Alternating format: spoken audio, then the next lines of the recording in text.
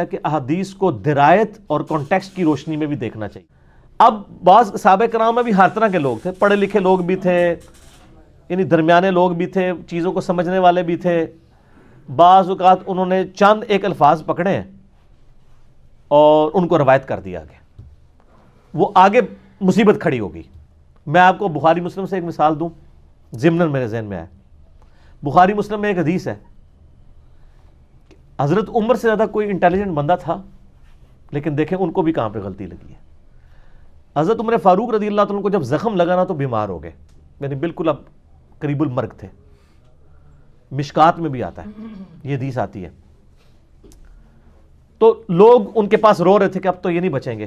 حضرت عمر نے کہا کہ تم رو مت، کیونکہ نبی علیہ السلام سے میں نے سنا ہے کہ میت کو اس پہ رونے والوں کی وجہ سے عذاب دیا جاتا ہے. صحیح. اچھا، یہ حدیث اما عائشہ کے سامنے بیان کر دی کسی نے حضرت عمر کے حوالے سے، اور اس کو بیان کی تھی عبداللہ بن عمر نے رضی اللہ تعالیٰ عنہ علیہ السلام.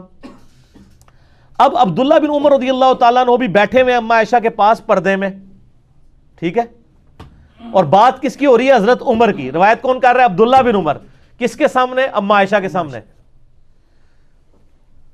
یار اہل حدیثوں سے معذرت کے ساتھ میں یہ جو کچھ بیان کر رہا ہوں، لیکن انہوں عزم کرنا کوڑی گلنا نہیں، لیکن عزم کریو.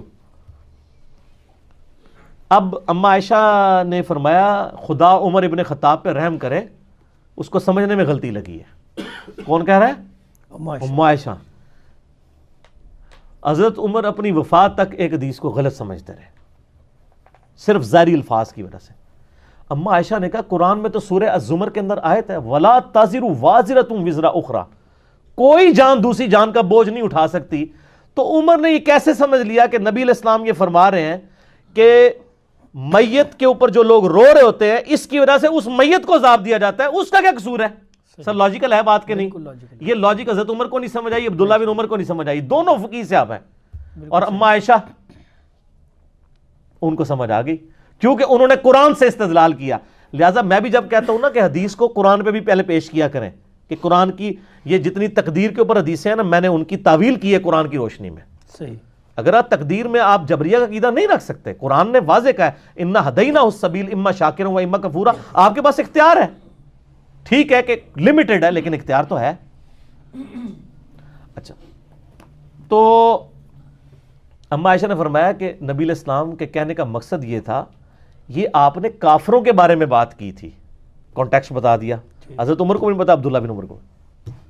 کافروں کے بارے میں بات کی تھی، اور اصل میں بات یہ کی تھی کہ کافر کی میت پہ لوگ رو رہے ہوتے ہیں، حالانکہ اس سے تو عذاب دیا جا رہا ہوتا ہے. یہ رو رو کے کہہ رہے ہوتے ہیں کتنا چنگا سی، کتنا زبردست سی، خیر خواہ سی، اگے جنت ہی چوئے گا. ظاہر کافر بھی تو اپنے حساب سے کوئی جنت سمجھتے ہیں نا.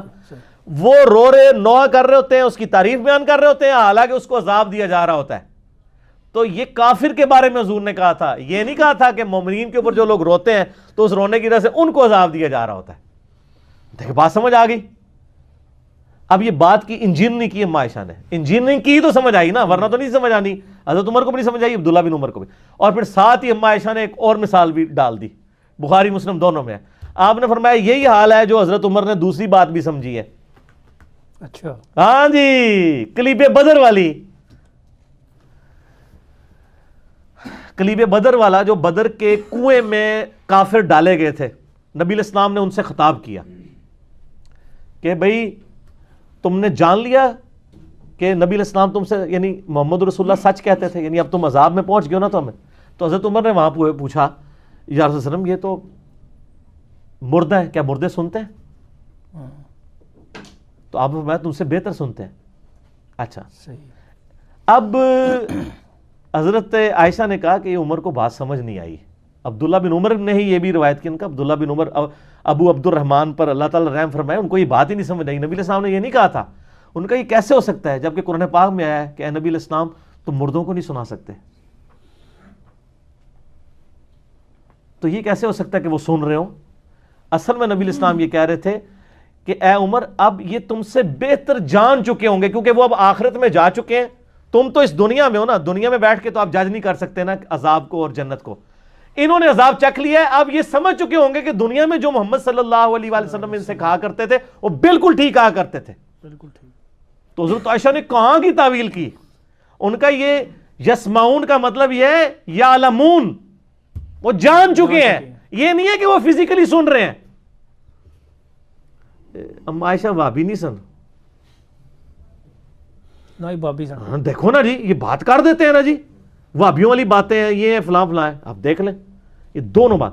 لہٰذا کانٹیکسٹ بھی دیکھنا چاہیے. اگر صحابہ کرام کو کسی حدیث کے سمجھنے میں یعنی کانٹیکسٹ کے پوائنٹ آف ویو سے غلطی لگ سکتی ہے نا، تو سر پھر آپ کے محدثین اور آپ کے بزرگان دین اور آپ کے شیوخ الحدیث وہ کس کھیت کی مولی ہیں؟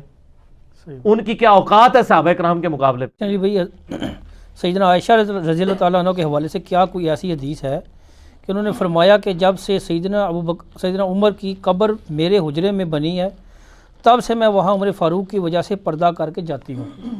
ہاں جی حدیث ہے، اور اس حدیث سے بڑے عجیب و غریب رزلٹ نکالے ہیں ہمارے بریلوی بھائیوں نے اور دیوبندی حیاتیوں نے.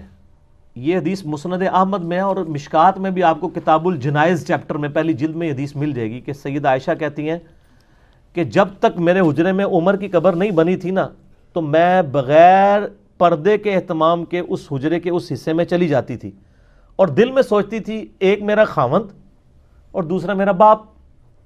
لیکن جب سے عمر کی قبر وہاں بنی ہے تو میں اب پورے حجاب کا اہتمام کر کے اس حجرے میں جاتی ہوں. صحیح. اب حضرت عائشہ تو صرف اتنا کہہ کے چلی گئیں، پیچھے لوگوں نے پھر اس خاکے میں رنگ بھرنے شروع کیے. انہوں نے کہا دیکھ لو نا، حضرت عائشہ کا عقیدہ تھا کہ وہ قبر کے اندر سے حضرت عمر دیکھتے تھے، اسی تو پردہ کرتی تھی. ایک کاڑی بنائی نا سر، تکیا کتنے دماغ پہنچے ہے سر؟ شیطان کا دماغ بڑی دور تک پہنچتا ہے، لیکن سر انجینئرنگ ہو جائے نا پھر شیطان دے پر کٹے جاندے پھر تھلے آ جاندہ وہ. میں دی انجینئرنگ کرنا وہاں. پہلے تو مجھے یہ بتائیں کہ سیدہ عائشہ کا اگر یہ عقیدہ تھا نا کہ حضرت عمر دیکھتے ہیں اور میں ان کے اس دیکھنے کی وجہ سے پردہ کر رہی ہوں، تو سر حضرت عائشہ کا تو وہ عقیدہ تھا جو آپ کو ہضم ہی نہیں ہو سکتا. وہ تو مردوں کے سننے کے بھی قائل نہیں تھی، دیکھنا تو بڑی دور کی بات ہے. بخاری مسلم دونوں میں حدیث ہے. صحیح. ٹھیک ہے، وہ کلیب بدر والی. جی. تو جو اما عائشہ مردوں کے سننے کی قائل نہ ہو اور حضرت عمر کی بیان کردہ حدیث میں حضرت عمر کی غلطی نکالیں اور قرآن کی آیت سے ان کی تعویل کریں، وہ اما عائشہ یہ کہتی ہوں گی کہ مردے جو ہیں وہ دیکھ بھی لیتے ہیں، وہ تو سننے کی بھی قائل نہیں. لیکن یہاں پہ یاد رکھیے گا جہاں پہ سننا ثابت ہے وہ ہم مانتے ہیں. بخاری مسلم میں حدیث ہے کہ جب کسی کو آپ دفنا کے جاتے ہیں نا تو مردے کے دفنانے والے لوگوں کے قدموں کی چاپ بھی مردہ سنتا ہے، بس اتنا، دیکھتا نہیں سنتا ہے، وہ صرف ایک لمحے میں، تاکہ اس کی حسرت میں اضافہ ہو. جو بخاری مسلم میں حدیث ہے نا کہ انسان کے 3 دوست ہیں، 2 واپس چلے جاتے ہیں، ایک ہی ساتھ اندر جاتا ہے. واپس اس کے رشتہ دار اور مال اور اعمال ساتھ قبر میں جاتے ہیں. تو جس کے اعمال ساتھ آئے نا اس کو جب قدموں کی یعنی وہ آواز آتی ہے نا تو اس کی خوشی میں اضافہ ہوتا ہے کہ میں نے ان لوگوں پہ رلائے بھی کوئی نہیں کیا تھا، یا منو دب کے ٹور بھی گئے کیا ہویا، میرے کو مال ہے، میں اپنا خزانہ لے کے آیا ہوں. بالکل صحیح. اور جو برا ہوتا ہے اس کی حسرت میں اضافہ ہوتا ہے کہ یہ مجھے میرا بیٹا بھی چھوڑ کے چلا گیا یہاں سے. صحیح بخاری میں حدیث ہے نا کہ میت جو ہے وہ اپنی چارپائی پہ کلام کرتی ہے، زمین و اسمان کی ساری مخلوقات سنتی ہے سوائے جن و انس کے، کیونکہ وہ سن لیں تو بندے نہ مان جائیں. اور وہ اگر نیک میت تو کہتی ہے مجھے جلدی جلدی میری قبر کی طرف لے جاؤ، اور بری ہوتی ہے تو وہ چیخو پکار کرتی ہے مجھے کہاں لے کے جا رہے ہو. تو جہاں جہاں پہ میت کا کلام بولنا سننا ثابت ہے وہ تو ہم مانتے ہیں. مطلقاً میتیں نہیں سنتی، قطعاً نہیں سنتی. یہ تو اما عائشہ کا عقیدہ نہیں تھا. پھر یہ اما عائشہ کے بارے میں یہ کلیم کرنا رضی اللہ تعالیٰ عنہ کہ وہ حضرت عمر سے اس لیے حجاب کرتی تھی کہ وہ ان کا یہ عقیدہ تھا کہ حضرت عمر دیکھ لیتے ہیں. تو سر میں اس میں تھوڑی سی مزید انجینئرنگ کرتا ہوں. جو شخص 8-10 فٹ نیچے قبر سے باہر دیکھ سکتا ہے اس کے سامنے تو حجاب کرنے کا بھی کوئی فائدہ نہیں. کوئی فائدہ نہیں. سر جو دیوار کے پار دیکھ لے اس کے سامنے آپ کپڑے بھی پہن کے آ جائیں کوئی بالکل صحیح. تو وہ اتنے ملی میٹر کپڑے کو نہیں کراس کر سکتا جو اتنی موٹی دیوار کراس کر رہا ہے. اے انجینئرنگ ہے سر، اے مولویوں نہیں آندی، انجینئرنگ ہے. ٹھیک ہے نا، وہ بات کریں، یہ کہانی ہے وہ کرایا کریں جو لوگوں کو سمجھ آئے. اے بھی فضول باتیں آپ کرتے ہیں. یہ کسی کا بھی عقیدہ نہیں تھا اس طریقے سے مطلقاً سننے والا. یہ یعنی صحابہ کرام کے بعد یہ اس طرح کے عقیدے آئے. ہم اس عقیدے کو شرک نہیں کہتے، ہم یہ کہتے ہیں یہ خلاف سنت عقیدہ ہے. اہل سنت میں کچھ ائمہ کا بھی عقیدہ رہا ہے، خود امام ابن تیمیہ بھی اسی عقیدے کے قائل ہیں، اور یہی چیزیں جب میں نے ابن تیمیہ کی نکال کے اہل حدیثوں کے سامنے رکھی ہیں تو اہل حدیث بجائے امام ابن تیمیہ کو طلاق دیتے ہیں، میرے خلاف ہو گئے. ٹھیک ہے نا جی. بھئی کسی دی زنانی پیڑی نکل آئے تو اپنی زنانی نو روئے، جو بندہ دس رہا ہے کہ تیری زنانی یہ کر دی ہے اس پہ تو نہیں غصہ کھانا چاہیے اگر وہ سچ بتا رہا ہے.